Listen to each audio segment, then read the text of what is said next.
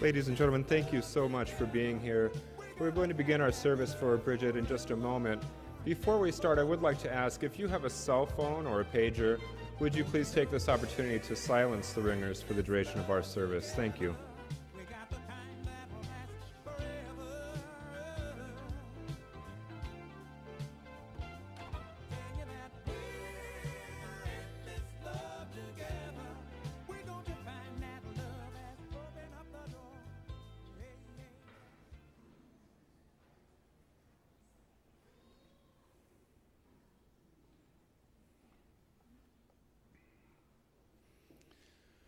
To everything there is a season, a time of love, a time of sharing, and a time of memories. In each season, let yesterday's memories lead you. In every time of need, count your blessings as well as your tears. Fill your heart with the best of the past, and hope will come to you. Keep your eyes on the good times and feel the love surrounding you. There will always be times of trial, but for every sorrow, there is hope. For every tear, there is love.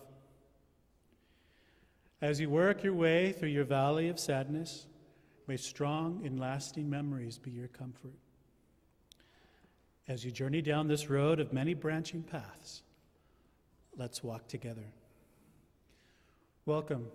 My name is Andy Encinas, and I'm honored to be the celebrant for our time together today as we honor Bridget, Dorthy, Ellen, Breen.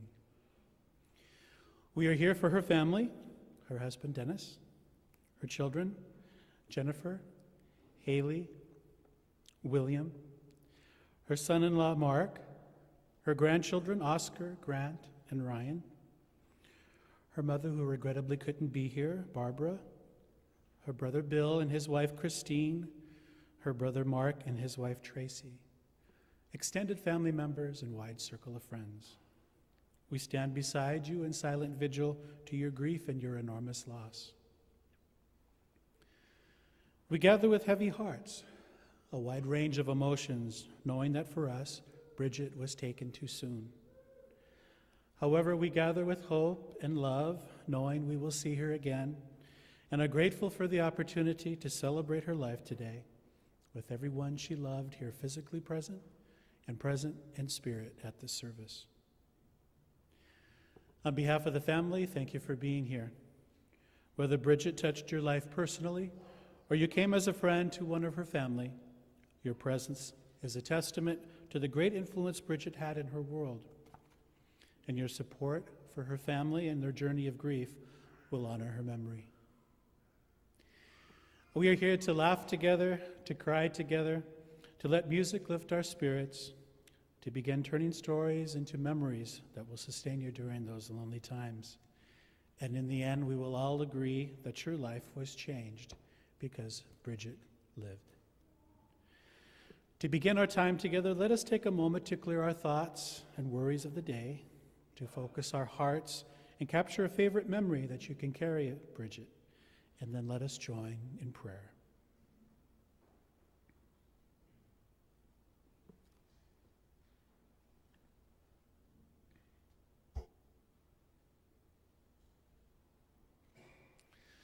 The prayer of St. Francis was one of Bridget's prayers. The Lord, make me an instrument of your peace. Where there is hatred, let me sow love. Where there is injury, pardon. Where there is doubt, faith. Where there is darkness, light. Where there is sadness, joy. O divine Master, grant that I may not so much seek to be consoled as to console, to be understood as to understand, to be loved as to love.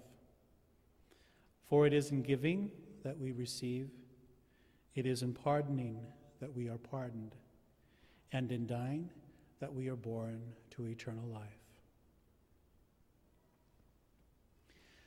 And now I'd like to share with you a poem that's titled, Now You Are Home.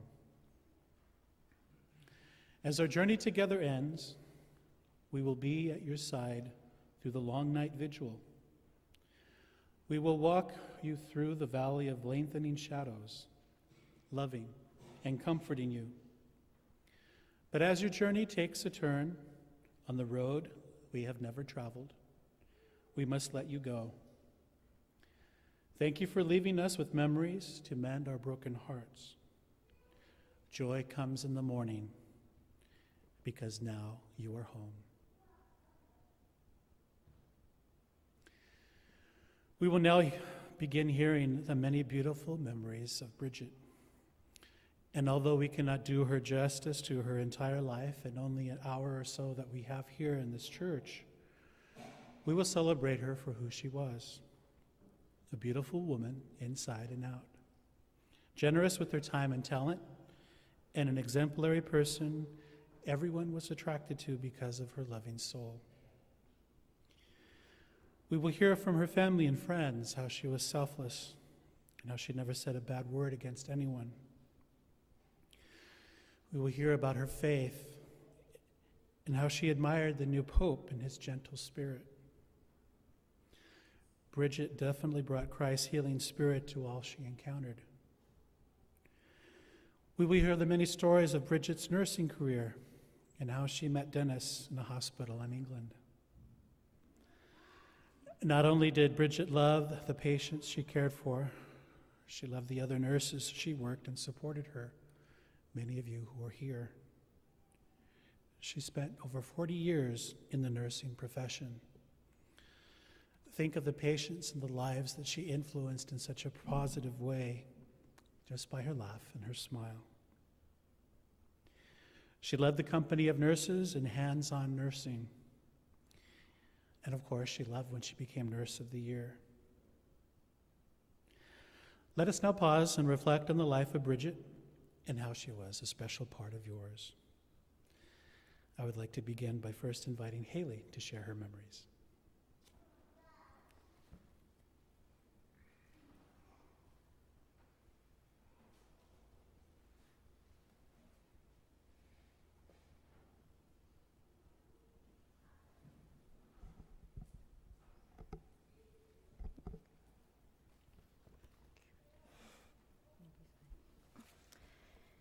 Mark and I had the opportunity to host Christmas at our house last year, and for some reason, I really thought it would be a good idea if I said the prayer before dinner. I think I managed to say about 2 words before I started to cry, and that was my Christmas prayer. Jenny and William, as my loving siblings, don't let me forget it. But today I thought I would at least try to come up here and say a few words about my mom.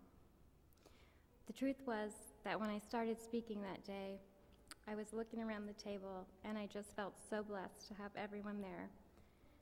And I locked eyes with my mom, and it hit me how hard it was for her to get to my house that day. But yet, she was so excited to just be there with us. And it made me think of how my mom lived every day of her life, even before she was sick. She always put such effort into living, loving, and enjoying the moments. I wanted to come up here and tell you story after story about my mom, but the reality was there's no way to describe the kind of person my mom was. Whether I used 100 words or 1 million, I would still come up short. Over the past years, I watched my mom fight to survive on a daily basis. She did it with grace, determination, and strength. She was determined to attend every family event, birthday, Christmas, Thanksgiving, or just the regular Breen Fisher Justice gathering that occurred frequently. You would never know how she felt because she never complained. My mom could light up a room with her laugh and chant a room full of people with her accent and make anyone feel loved. She had so much affection for people. It's hard to believe that one woman was capable of so much. These mere 16 months following her bone marrow transplant were bittersweet. She gave it everything she had, and some. She often joked when she felt really, really sick, "I think they sold me a lemon." But the one thing I can firmly tell you is if anyone can make lemonade out of lemons, it was my mom. These past few weeks, I was lucky enough to have the opportunity to tell my mom before she passed how wonderful she was and how fortunate Jenny, William, and I were to have her as our mom. I told her that she should be proud of the life she has lived and proud of the wife, mother, and grandmother she was.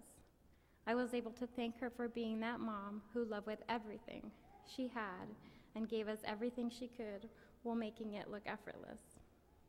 I told her that the one thing in my life that I have confidence in is being a mom, and that's because I learned everything from her. She replied, "No, thank you. I learned how to be a mom from you guys." Mom, I'm going to miss you with all my heart for the rest of my life. I'm going to miss eating macaroni and cheese with french fries and vinegar. I'm going to miss the annual St. Patrick's Day shirt you bought, Mark. I'm going to miss how almost every time I saw you, you had treats for the boys, Hot Wheels, socks, underwear, and sweets. I'm going to miss sharing custard pie with you and Jenny. I'm going to miss our trips to the Topanga Mall. I'm going to miss how you can talk and talk for hours, especially when drinking multiple Red Bulls. I'm going to miss how you always wanted eggs, even though you were allergic to them. I'm going to miss when you got frustrated with something, you would say, "Hell's bells." I'm going to miss your laugh, your smile, and all your love. I'm going to miss it all, but most of all, I'll miss seeing you.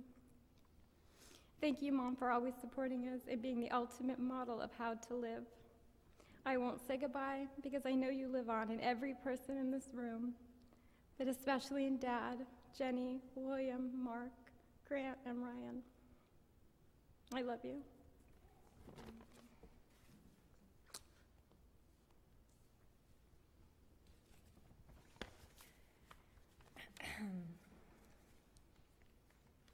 I will mourn my mother my whole life. You don't have an infinite force and not lose her and feel it every single day of your life. But today, I will attempt to stay strong and celebrate my mom's life. I had my mama for 14,775 days. I've only been without her 8 days. And I can say that my heart, as well as the hearts of all my family, have been broken every hour of those past 8 days.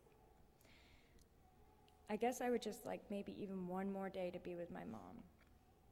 Most people knew my mom had 2 different colored eyes, a condition called heterochromia that affects only 1 in 12 million people. I would venture to say my mom was rarer than even this statistic. I never thought this day would come.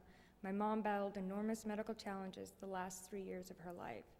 She sustained 11 grueling chemotherapies, gallbladder surgery, a brain surgery, 1 unreal bone marrow transplant, weekly dressing changes and labs, and took close to 40 pills a day.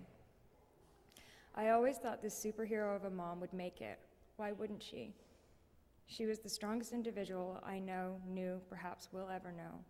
I once witnessed my mom move a piano, by herself.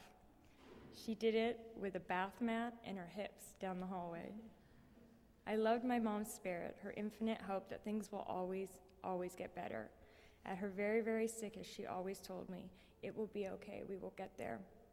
There are so many people so much worse than me, Jenny. This ability to never disregard or forget the human condition is what floored me the past 3 years. Even though she was nauseous every single day for those 3 years, she held on to who she was and her integrity despite being compromised physically. My mom taught us children an infinite amount of things. The next 5 are what I wish to share today. She always told me to use Tide detergent and bleach. Your whites will always be brightest. I learned from her that a woman's handbag can actually weigh at least over 20 pounds. My mom's bag was always complete with tweezers, reading glasses, Ross receipts, prayer cards, and things like my 39-year-old immunization card. That the 99-cent store is a remarkable oasis, that it's possible to spend $200 and 2 hours there and feel so much better. That you never go to Mass in jeans, you never chew gum there, you don't wear flip-flops, and you never cross your legs in Mass. And the most important thing is that every single person in the world is someone's child. So treat that person as you would want someone to treat your child. As I look around this church, my heart begins to heal. My parents were immigrants and arrived in Canada with meager means, but with unyielding hope. Looking at the tapestry of this church today in Hollywood Hills, it confirms that they have always had remarkable friends from all over. Team Bridget has been remarkable to witness. How could we not with Bridget at the helm? In the last few weeks of her life, she was even more remarkable. When we were inundated by Team Bridget cards, flowers, visitors, I said, Mama, when you leave, you're going to break 1,000,000 hearts. And she looked at me, and with a little sass, she winked and said, and I love them all. I love them all. So today, with heavy, heavy hearts, knowing that we were loved by Bridget, that, my friends, will be what gets us through. I love you, Mama.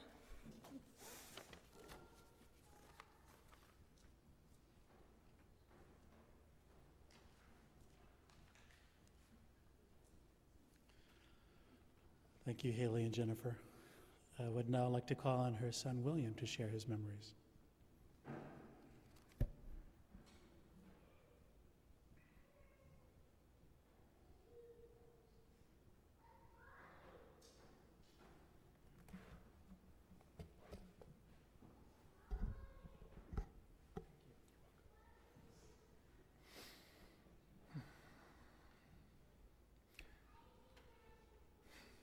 She's looking at all of you right now, and she's saying, you gave him a microphone and a podium. What are you thinking?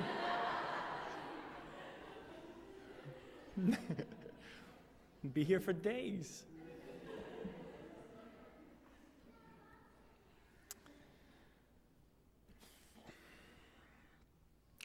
Joy cometh in the morning, Scripture tells us. I don't think it would be worth living if that weren't true, but it isn't the joy I struggle to see today, it's the grief we're all stricken with. Although I've never been one to read Scripture, it was my mother who used to tell me, keep your faith simple. Catholics believe man is not saved by faith alone. Catholics believe that man must incorporate faith with good works, and my mother was full of them. Unlike her son, who's full of something else.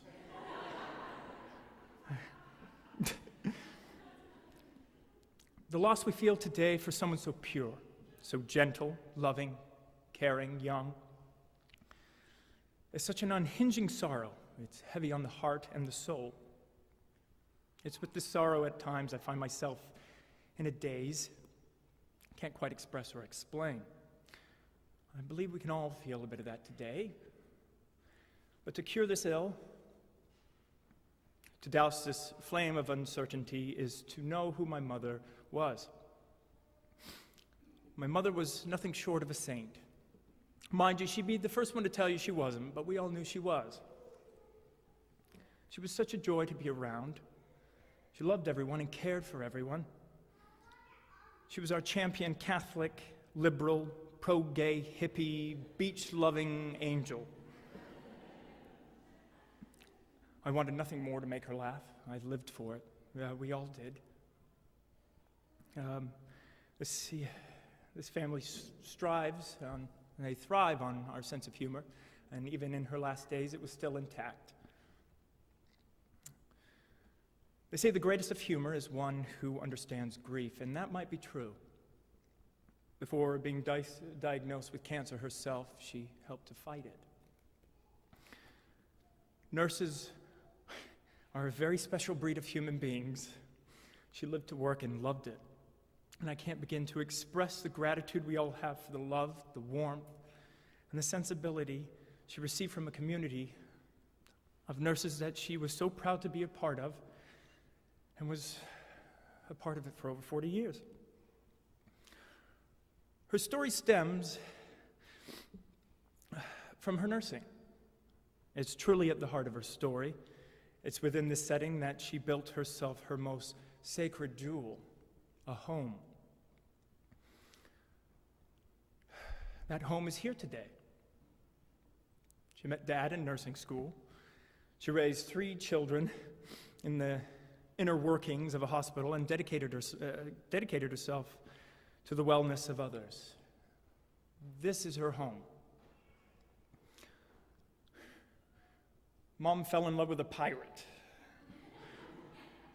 who took her from England to Canada, and then to America to settle on the West Coast. Together they built us this home. You might say an asylum, but we call it a home. She loved my father. And within this love, she gave birth to Jennifer, Haley, and me. And within each of us, you will see my mom. I see it in Jenny, and I see it in Haley. However you view it, I was blessed with 3 mothers. I always used to say Mom was the fun one. I could do no wrong in her eyes. The second wind in our lives came in the form of 3 beautiful grandsons: William Oscar, Grant, and Ryan Fisher, my Kennedy boys. The boys became her electric. She simply adores these boys. With the heartbreaking news of her coming out of remission came the solidifying news of the birth, or soon-to-be birth, of Ryan. It became her drive to thrive and to embark on the fight for her life. With this unwavering devotion, she met unbeatable odds. Would anyone dare stand in the way of the determination of a grandmother wanting to see the birth of her grandson? It's exactly what she did. I end with a reading from Theodore Roosevelt's diary. I found it ever fitting for today. It was, the entry was February 14th, 1884, and both his wife and his mother died on that day. I'm just glad to know I'm not the only one who doesn't like Valentine's Day.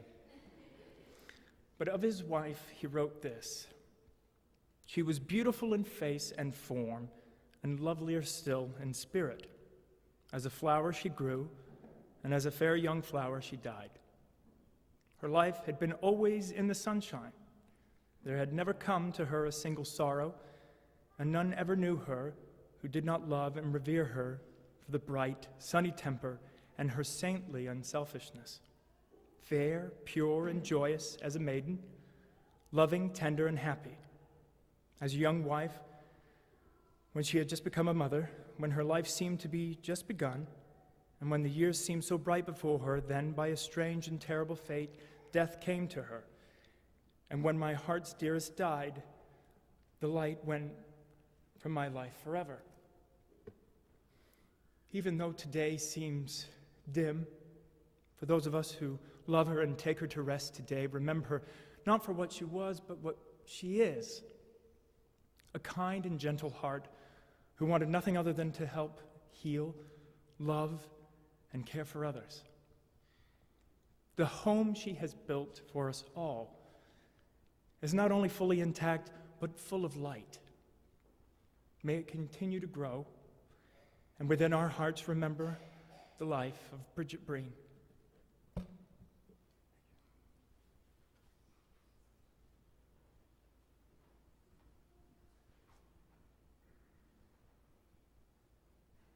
Thank you, William. I'd now like to invite Dennis to come up and share his memories.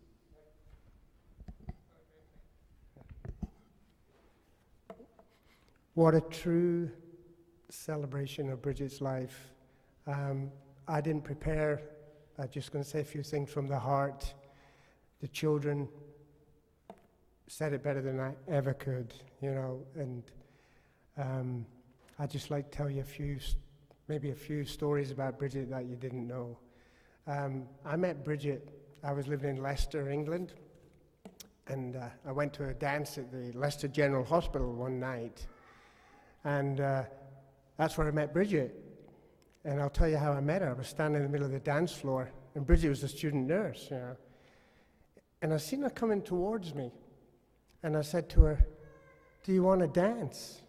And she said, "When now?" And I said, "No, next week." And so she always said to me, after that, I should have just kept walking. And I had the privilege of being married to Bridget for 41 years, and we had that tongue-in-cheek relationship with the humor for the whole 41 years. You know, it was so good, you know. And then I'll tell you about our first date, which was even another crazy thing. I was working for an engineering company in Leicester, and Bridget was a student there, so I made a date to meet her on Saturday. So we were going to meet at this dance hall, so outside it. So I always remember I showed up, and I was looking around. What happened before that was like on the Friday, it was the Friday night I was going to meet her. I got a chip in my eye off of the machine, so I had to wear a patch. Funny you mentioned about a pirate. So anyway, I went down to meet her there, and I'm looking around, I couldn't see her. Then I seen this girl in this zigzag coat, and it was Bridget. And what a pair we must have looked. And we went to the movies, and we went to see 2000 Odyssey, you know, and I always remember when we came out, Bridget said to me, "Did you understand any of that?" I said, "No." She goes, "Well, thank God for that." So, totally amazing, you know, and we went to Canada, we've been here many years in California, but Bridget was just, she loved nurses, as the children said, you know, absolutely amazing. And, you know, if I was to thank everybody here or the people that have helped us over the years, we'd be here all day, you know, so just can't do it. But she loved, you know, Kaiser especially, Granada Hills, people from Granada Hills, you know, wonderful, wonderful people, you know, doctors, nurses. But she always seemed to thrive in a hospital. When she was around nurses, she seemed to come to life, you know. So anyway, I'd like to read a little verse here. It's a Scottish verse, but it's very short. And this is to Bridget. She was my north, my south, my east and west, my working week and my Sunday rest, my noon, my midnight, my talk, my song. I thought that love would last forever, but I know Bridget will forever be my song. And I'm just going to read you a short letter here from, his name is Lawrence McGrath. He was our best man, and he lives in Northern Ireland. And this is what he said to me. He said, "Lawrence McGrath, Joan and I are devastated that Bridget has left us, although all you do is to close your eyes and she is beside you, giving you the comfort she always gave. It doesn't seem long since I was best man at Dennis and Bridget's wedding. Dennis, you chose a perfect wife for you, and you are rightly proud of your family. The way Jennifer, Haley, and William cared for and supported each other as well as their mum and you was so humbling to watch. Bridget lived the last few years on a wave of positivity, and when I was with her, not a complaint from her, but that was always Bridget, others before self. She had a great sense of faith and boundless love. I never felt far from Bridget, and as I told William, she was a very special person, as your father is. We had great times together, and currently we have their wedding photo as screensaver." Sad. He says, "Allow yourself to feel the pain and hurt and embrace her memory. We will pray for her and all of you at this time of grieving. May Bridget rest in eternal peace. May all her family find the peace Bridget wished for you, and you go forward into life. We will have a special mass said for Bridget in St. Michael's Enniskillen, Ireland. May God bless and keep you." And that kind of sums up my sentiment. All I'd like to say was, I'd like to thank Bridget. Was like her family came out to see her in the end, and that gave us such strength. Her mother came, her brother, and our niece and our other brother and his wife. So in the end, it was so nice for them to come, you know, and although we hated to let her go, we had no choice. And as I say, I can never thank all the people that, you know, helped us in her, you know, over the last 3 years. You all know who you are, so.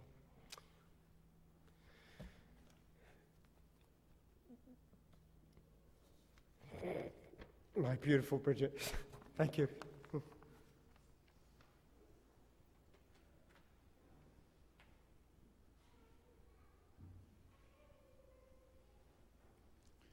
Thank you, Dennis.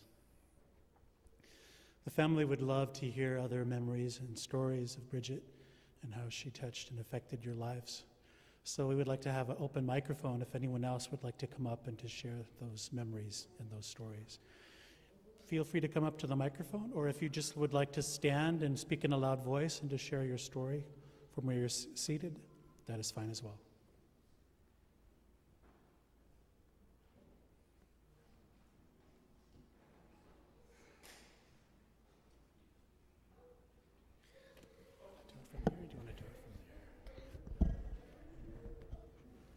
I love my grandma. She was the best.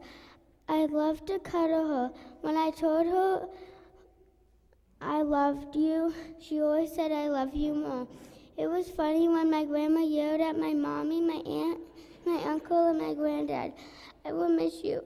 I hope you have a good time in heaven. I will see you in my dreams.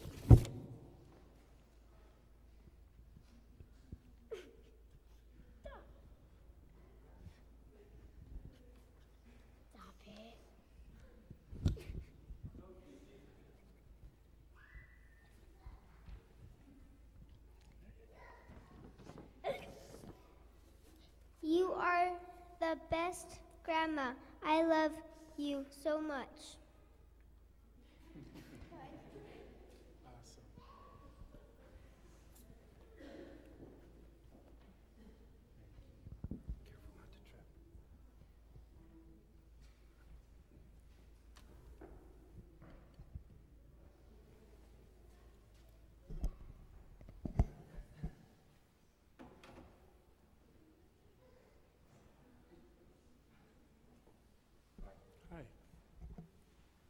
Okay, I'm going to introduce myself. I'm actually Bridget's baby brother.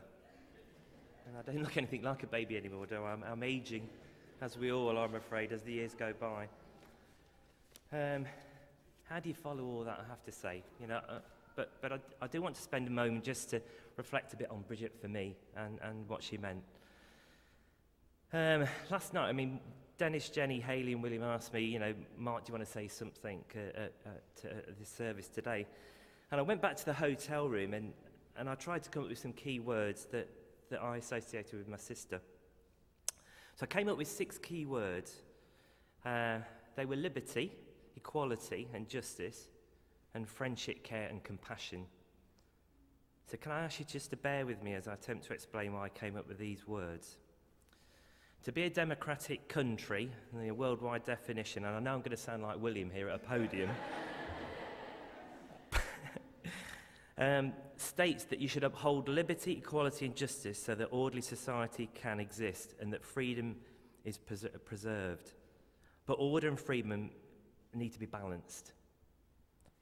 As I grew up with Bridget and the family, these values were always at the forefront of Bridget's values and beliefs. The dinner table at the Henry family household, because obviously that was Bridget's name until she took over the name of Breen, during the 60s and 70s, debates were plenty. Obviously, my brother's in the audience and you know he can testify to some of those debates that took place at the dinner table. But I have to say they were pretty lively. Bridget had already formed some strong views and she would share them with us. They included the hippie movement, the civil rights movement, peace for all, nuclear disarmament, what else? Apartheid in South Africa was a common conversation, and the fors and against the capitalism and socialism, all the normal things you'd talk about at the dinner table. Bridget was always on the side of the underdog, and that everybody should be treated the same way, regardless of age, sex, gender, beliefs or culture. And these values and beliefs are clearly present, and you've heard it today, haven't you, already? So I don't need to say it. They're with the family, and they're really, they're there, aren't they? They're core into Hayley, Jenny and William's beliefs and values already. And I'm sure they're going to pass that on, and they already have to Oscar, Grant and Ryan. And I've put here any possible further additions to the family. So there's no pressure on you there. 3's okay, but maybe a bit more. As for friendship, care and compassion, I need to give you an insight into my sister's early childhood years and her life thereafter. I mean, my father came from a British Commonwealth family. My Bridget's grandfather was an officer in the Commonwealth Police Force in India, and my father was actually born in India and grew up there until he joined the British Army. He then arrived in Liverpool, believe it or not, in England, in the late 1940s, post-Second World War, and that's where he met and married my mother. He continued in the army for 25 years. Now, what did that mean for Bridget? That meant she was going to have to travel a lot of times in a short time. So she was born in Gibraltar, near Spain, and then she travelled the world as my father and was posted to overseas duties, including India, where she spent some time with my grandparents, great-grandparents, and Gibraltar again, Hong Kong, and eventually to live in England as my father retired from the army. But the travelling didn't stop there, believe it or not. And then they emigrated. Doesn't it sound like Bridget and Dennis sisters? And it stopped, and they emigrated as a family to Australia in the 60s, only to return a year later. I think this is where Bridget learned the art of how to develop friendships and relationships. I mean, if you just imagine what happened to her in her teen years, she changed schools and homes several times. She had to adjust to making new friends and adjust to different lifestyles and beliefs of the countries that she lived in. I mean, as life moved on, Bridget and Dennis emigrated to Canada and America, as you've heard, and Bridget always made friends and strong relationships. She always would accommodate any newcomers into her family, and she appreciated from her own experiences how hard it can be.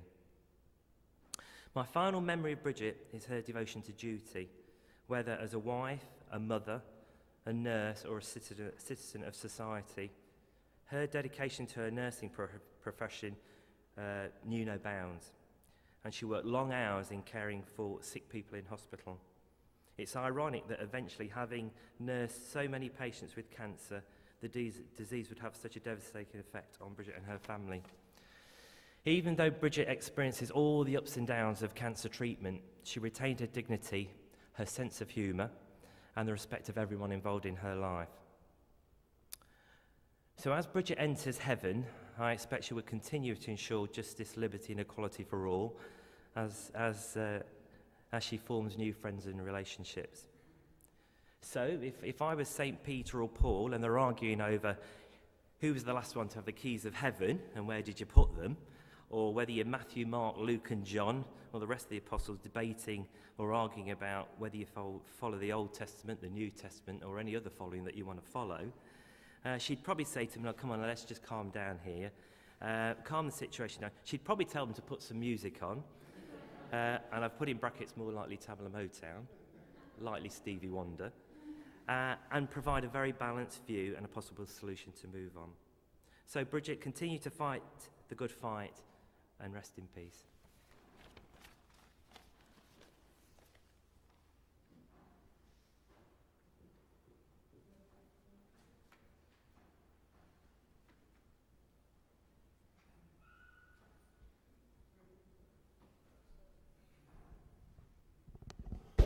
Hello, everybody.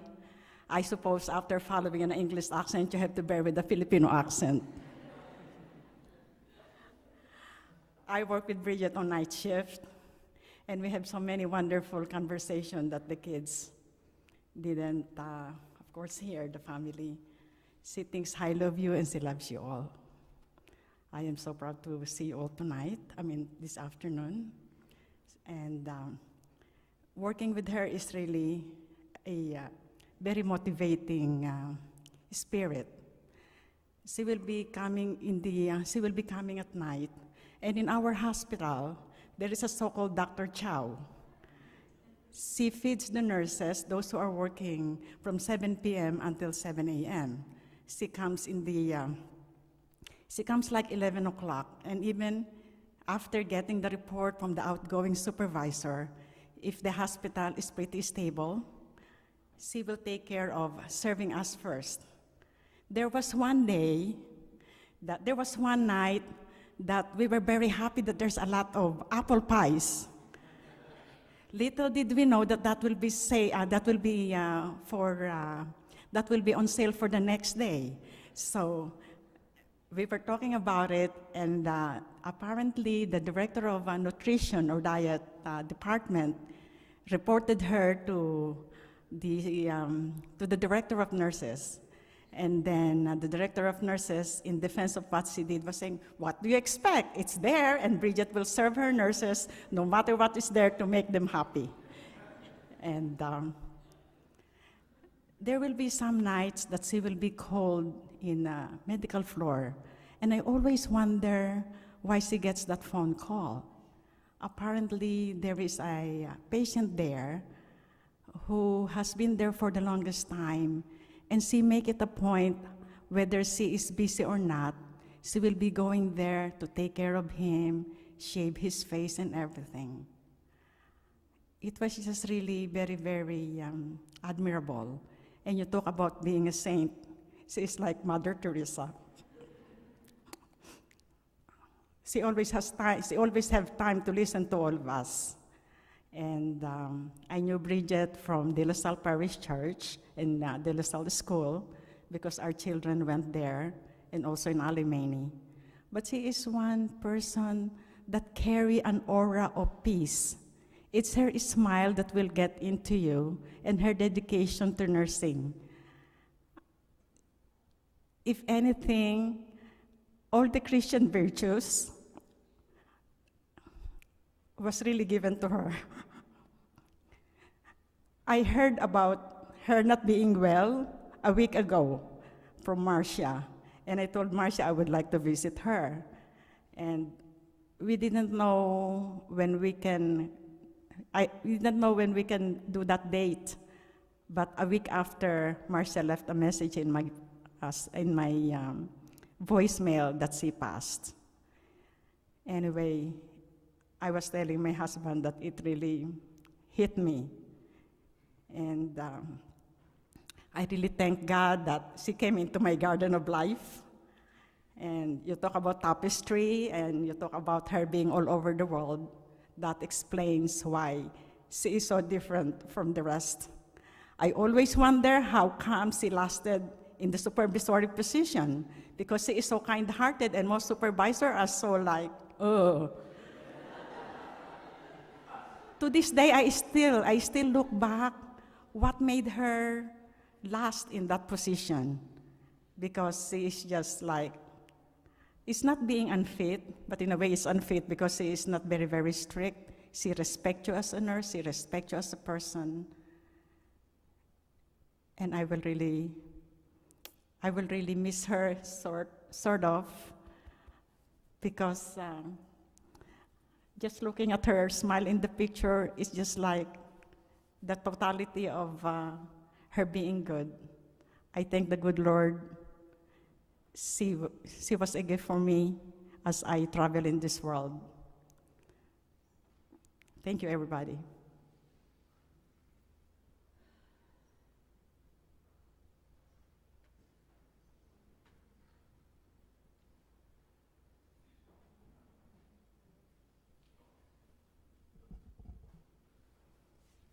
Good afternoon. Bridget has a lot of supervisory position before.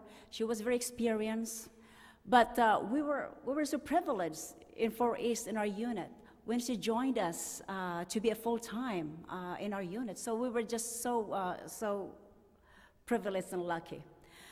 Bridget joined our team in March 16, 2006.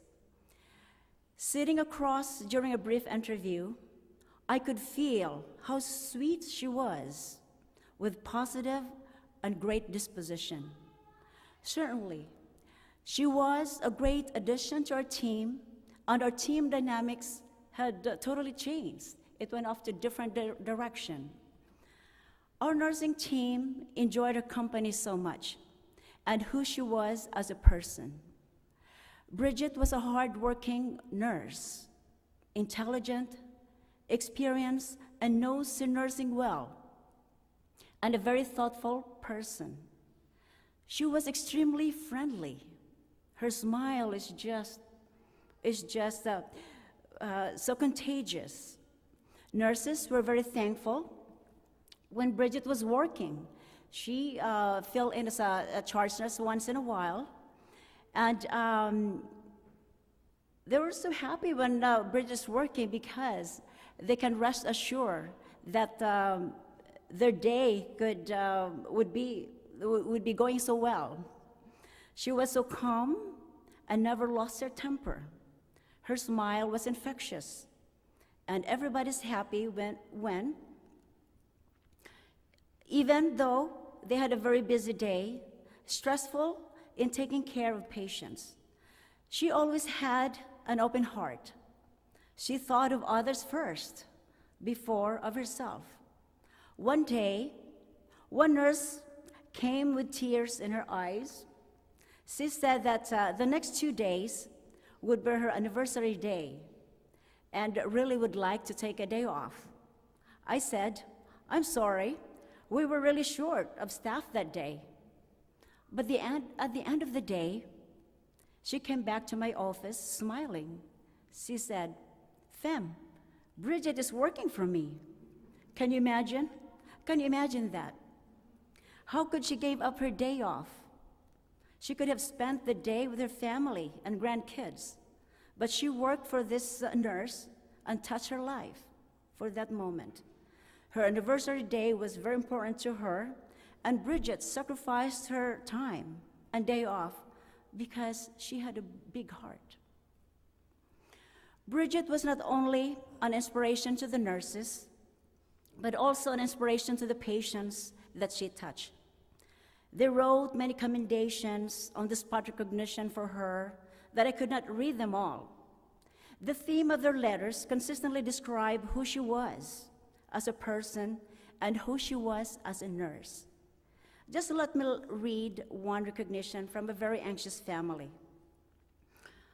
The commendation said, "Bridget was my daughter's nurse after she had surgery to implant a catheter for her impending dialysis. Her kind and straightforward attitude was very refreshing. She took the time to listen to my daughter's fears and concerns. She went above and beyond to help her figure out how could she bathe and shower for the next 6 weeks.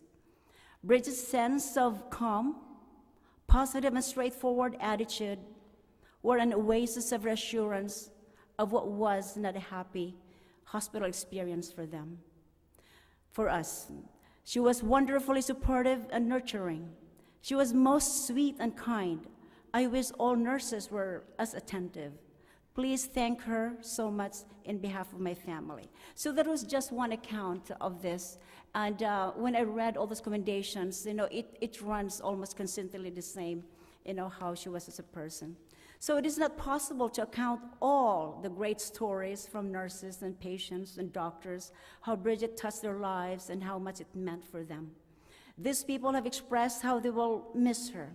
It is with great sadness that I stand in front of you today to celebrate the life of this one very special nurse and remember all the remarkable things and how wonderful her nursing life was. Bridget's last day in our unit was almost a month ago. All who were on for that day were out of the nursing unit. There was a moment that everybody was gone. When I came onto the unit, they were all gone. I said, "Where's everybody?" And they were in Bridget's room. All were on her side at the bed. With Bridget had tears rolling down in her eyes, and the nurses around too were crying, and with tears rolling down their eyes. But I could just see, what Bridget's thoughts at that time, what those tears meant for her. But this one nurse said that she was asking the question, what will her life be after that decision on that day? So Bridget only knows what those tears meant. One nurse, because of the crying, people were crying there, the nurses going around back and forth. But then it was such a happy moment for all, since we're able to just be with her, to support her, and express our love to her. We took pictures, we smiled, then the next moment we cry, then took pictures again. It was not a sad day for us overall. It was such a time to celebrate her nursing life. Bridget, we love you so long. We wish you well. Thank you for your professionalism, tenderness, and compassion, your understanding and patience, and your love to the nursing profession. Your nursing attributes will hold as a pillar that will be carried on through our nursing lives. Thank you, Bridget. We love you.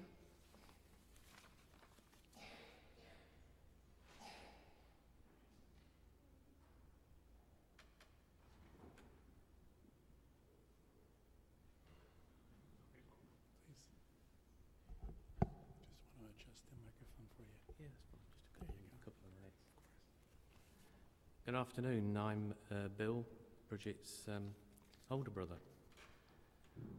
Just before I do say very few words, I just wanted to once again say that our thoughts are very much with my mother, who couldn't be here today, but who thankfully we managed to get her out into LA about 3 weeks ago. I'm probably going to upset one or two of you now when I tell you that Bridget wasn't always an angel and not always a saint.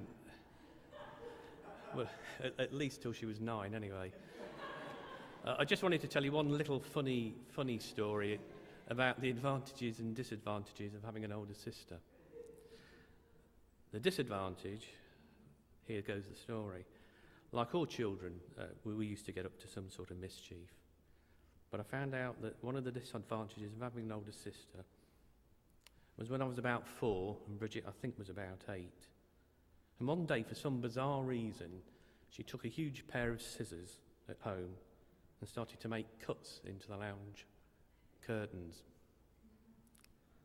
Of course, my mother, it didn't take her long to spot those, and immediately started an investigation, and Bridget soon threw me up as the culprit. And I suffered emotional damage ever since. But to Bridget's credit, she did repent once she saw the reddening and the tears, and she did own up. But a little too late for me. But the positive side of having an older sister, I discovered, was when I was 11, and I started at my secondary school, which was for 11 to 16-year-olds. Bridget, the year I started, was in her final year, and of course I was only 11, green-eyed. But Bridget was the head girl. She was, even in those days, very popular, and with both the boys and the girls, and she was elected head girl. And I soon found the advantages of that. Because on my first day, Bridget, she kept coming to find me in the playground, and, "Are you all right? Are you all right? Yes, yes." And I know that my mum had told her to come and check up on me, but she did have my interest in heart there. And during the afternoon, I was in the playground, and she came towards me with a group of boys, and they weren't budding priests at all. No, I mean, although it was a Catholic school, don't be fooled in thinking that was where we promoted a lot of priests and nuns. Anyway, she introduced me to these lads, and they had that much respect for Bridget that they gave me the protection of the mob for the last 4 or 5 years there at my school. Even after she left, Don't touch with him. That's Bridget's brother. So, yeah, that cancelled out the curtains, I suppose, to a certain degree. If I had to name one particular quality of Bridget, which really sticks with me, is her sense of humour. And Mark made reference to when we used to be around the dining table, debating different things. But I can tell you, when the three of us were together, we were a formidable team in ribbing people, and nobody was safe. I'm proud to have had Bridget as a sister. She was a remarkable, brave, courageous, compassionate, and humorous person, and never was she judgmental. Bridget would always see the good in people and would never say anything negative about anyone. Bridget's contribution to life in so many ways has certainly made the world a better place to live, and her memories will live on through her family and her friends. Rest in peace, Bridget. Thank you.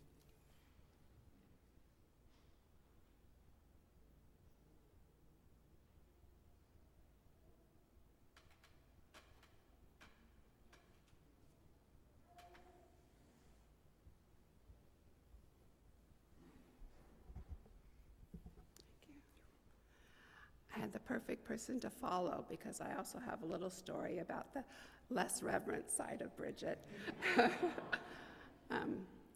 When Doug and I should first say who I am.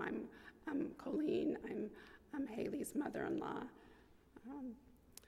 And when Doug and I first met the Breen family, Dennis and Bridget, after Mark and Haley were together, of course, we right away knew, and we right away saw how wonderful Bridget was, the sweetest, kindest person.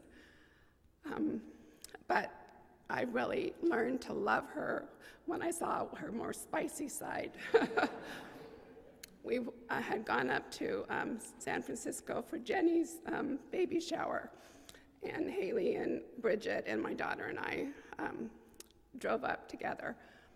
And for some reason, we were driving through the town. We were following Jenny in her car, and all of a sudden, some lady came across right in front of Jenny, just drove past her, and all of a sudden, Bridget just started yelling, like, well, I don't know exactly what she said, but she just, really gave her a piece of her mind.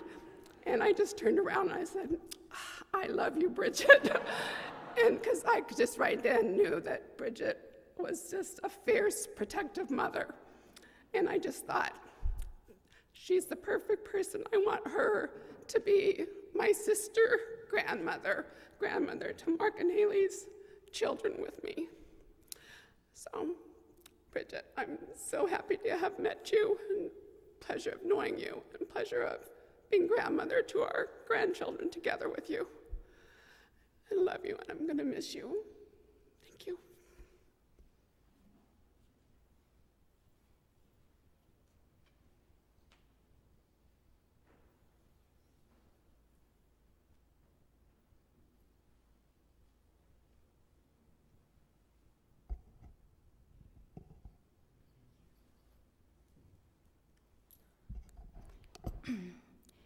In honor of Miss Bridget Breen's life, I would like to have an opportunity to say thank you that I crossed her path. I'm sorry. For those who do not know me, my name is Charlie. On behalf of Kaiser, 4 West, Pan City, I was on the other end of the spectrum who took care of Miss Bridget as a patient. And based on everybody's stories, truly, she was a remarkable woman, an amazing and beautiful woman, inside and out. We will truly miss her.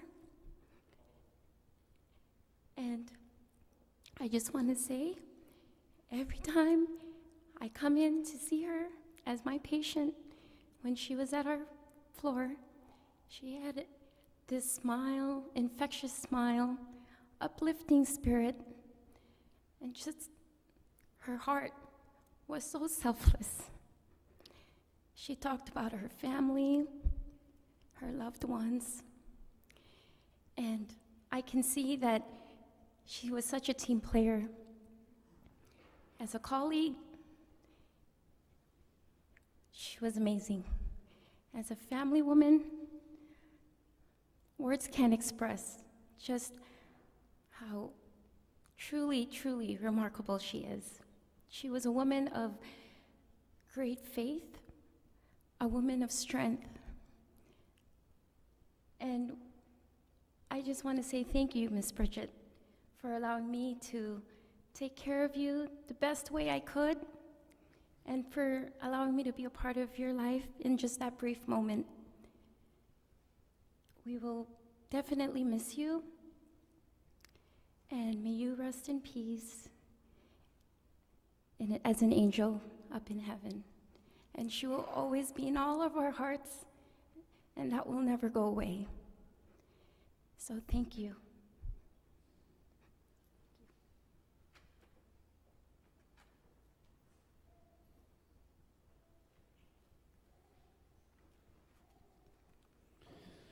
Thank you to everyone who came up and who shared all those wonderful memories. I had the honor of meeting with Bridget's family this past week in their home. And I can honestly say, in my years of meeting with families and planning the beautiful celebrations of life, that this has been an exceptional family. And it comes from an exceptional woman and her husband, who's created such a wonderful a nest of love, of courage and determination. And there was just a few other thoughts of the stories that I heard there with the family. And Jenny, I know that you already know this, but I just would like to repeat that the family is deeply appreciative and grateful for putting your life on hold to be the main caregiver for your mom. I know she's smiling down upon you from heaven. Bridget had passed at home. They said it was very peaceful. She had received the last rites, or the anointing of the sick, from a Catholic priest. And the boys had said goodbye to her a half hour before. She joins her loving father, William Henry, in heaven, and other family members that have gone on before her. And the last thing that I'd like to share was just very profound of what Dennis had shared. And he had said that the angels that she cared for, who had passed in heaven, are the ones who will greet her at heaven's gate. How beautiful is that? So I would like to end just with that sentence. Now let us take a look at the many faces of Bridget and enjoy her life in pictures and the music that she loved in a DVD tribute lovingly put together by her family.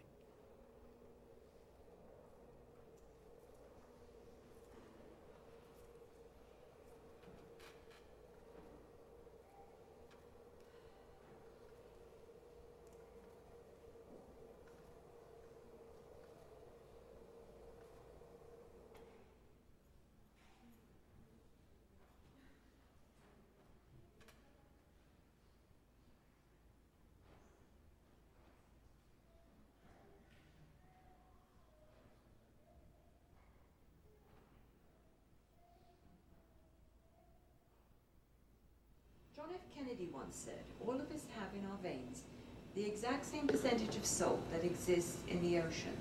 Therefore, we have salt in our blood, in our sweat, and in our tears. Therefore, we are tied to the ocean. Say hi to anyone? I guess that's a no. She does not want to say hi to anyone. I want to say hi to everybody. I want to send my love to everybody. I want to send thank everybody. Okay. She totally ruined this broadcast.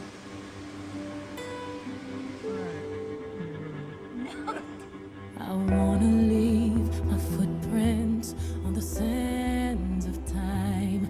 Know there was something that meant something that I left behind.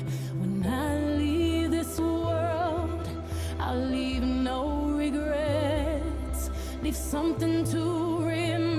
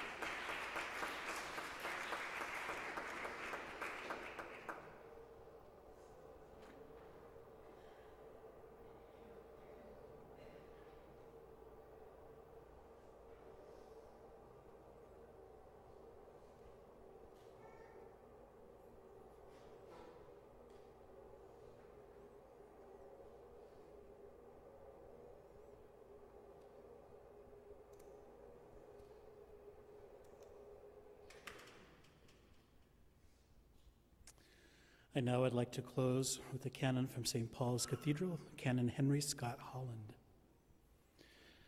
Death is nothing at all.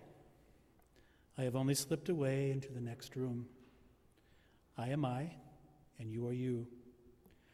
Whatever we were to each other, that we are still. Call me by my old familiar name.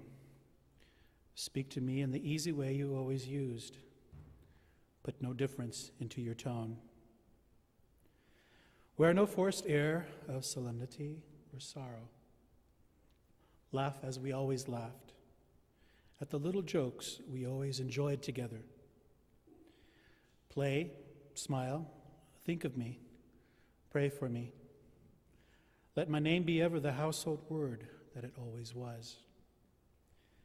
Let it be spoken without effort, without the ghost of a shadow in it.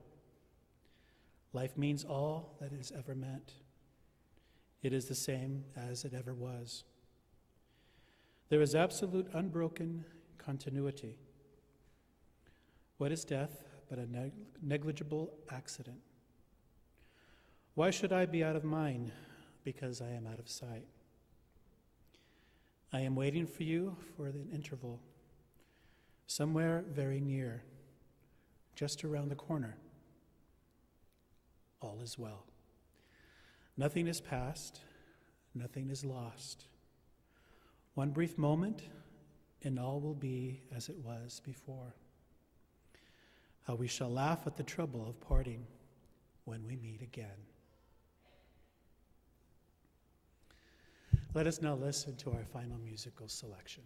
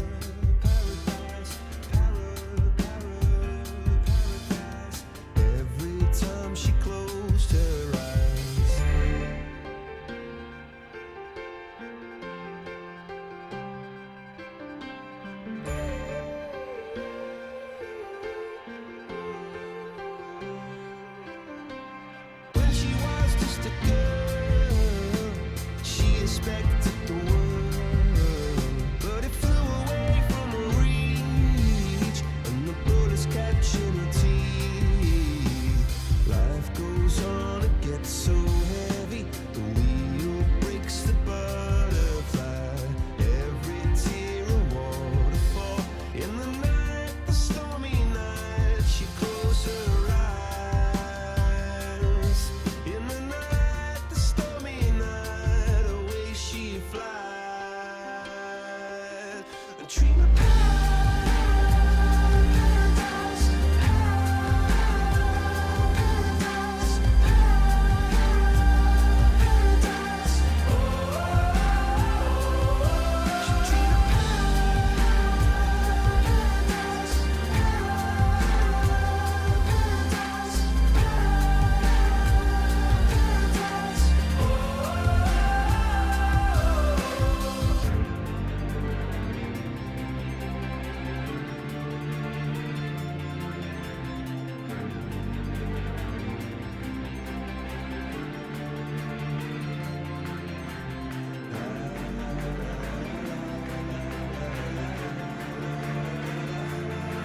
so lying underneath those stormy skies. She said, oh, I know the sun was set to rise. This could be paradise. This could be paradise. This could be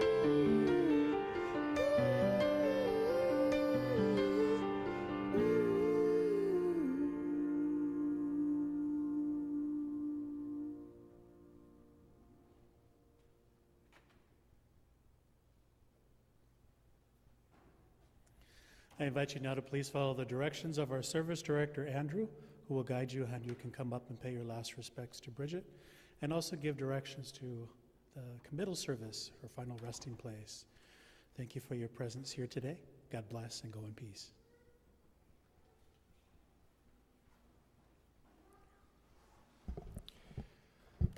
Ladies and gentlemen, this concludes the indoor portion of our services today for Bridget. On behalf of all the members of her family, I want to thank you so much for being here. Your presence was deeply felt and very much appreciated. It was an honor to help you today. We're going to go to the graveside now, but before we do that, we would like to invite everyone forward onto the chancel to pass by the casket and pay your respects.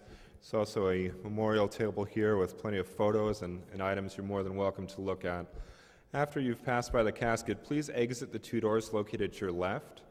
Once outside, you're welcome to wait beside the funeral coach for a few moments. After the flowers have been removed and the family has had some time alone, we're going to have our pallbearers place the casket into the back of the funeral coach.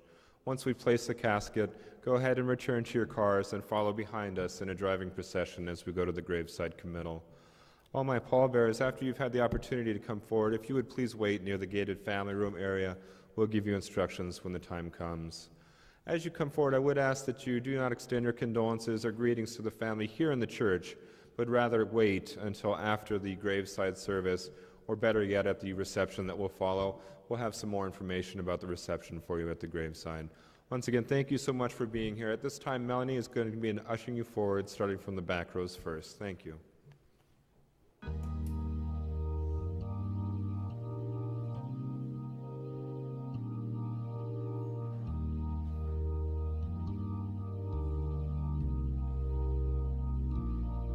when you try your best but you don't succeed. When you get what you want, but not what you need. When you feel so tired, but you can't sleep. Stuck in rivers,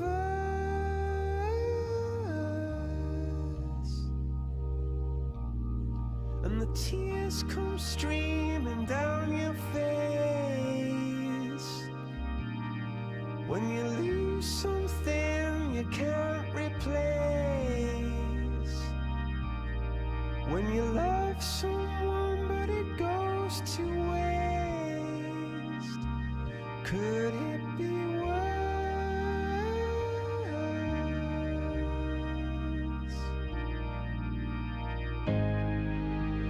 Lights will guide you home.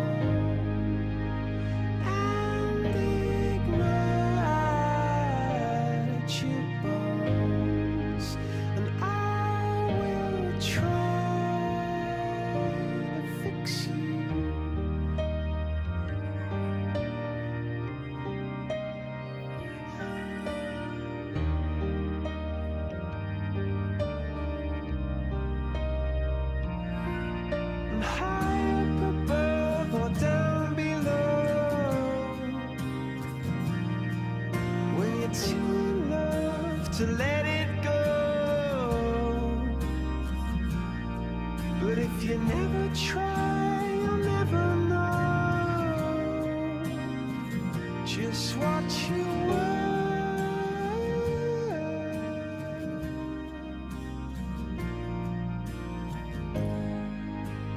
Lights will guide you home.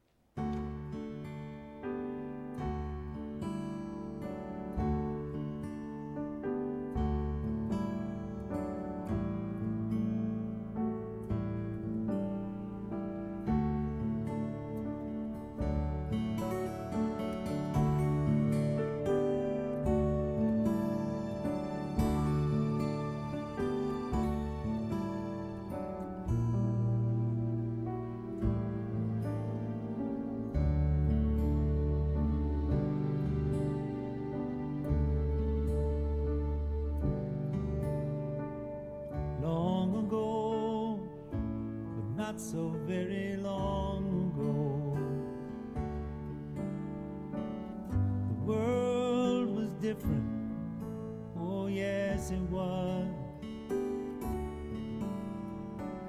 You settled down and you built a town and made it live, and you watched it grow. It was your town.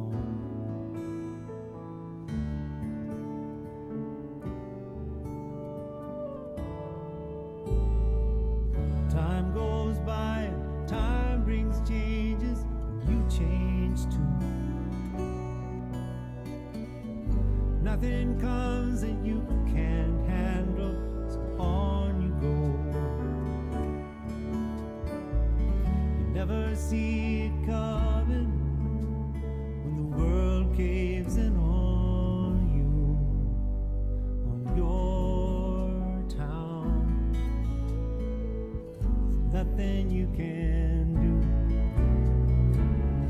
Main Street isn't Main Street anymore. Lights don't shine as brightly as they shone before. Tell the truth, lights don't shine at all in our town.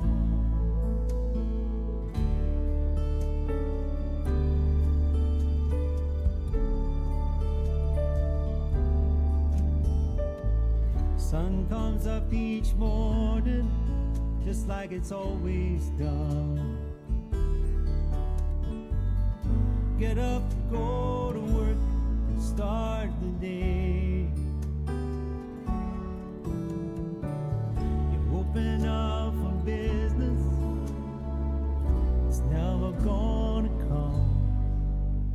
As the world rolls by a million miles away. Main Street isn't Main Street anymore. No one seems to need us like they did before. It's hard to find a reason left to stay, but it's our town. Love it.